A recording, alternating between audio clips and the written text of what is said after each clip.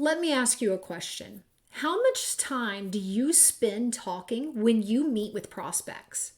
Do you feel the need to do a majority of the speaking? In the sales world, we call this showing up and throwing up. We all know we're not supposed to do it, but how do your conversations really play out? After all, the prospect wants to know what we can do for them, right?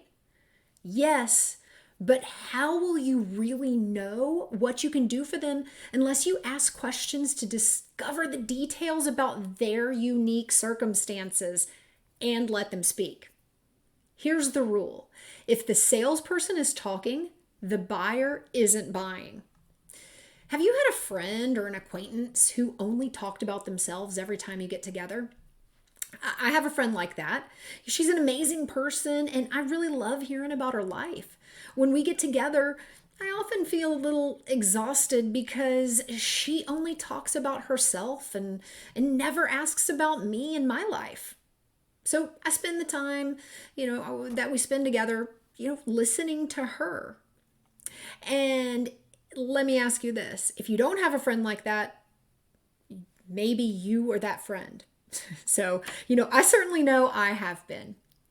So how does this play out in our sales career? And how does it make our buyers feel?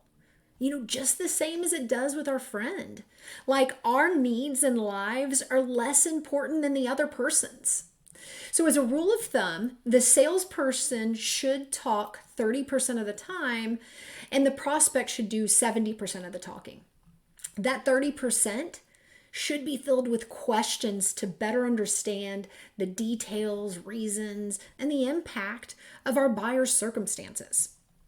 The Sandler Rule is, if the salesperson is talking, the buyer isn't buying.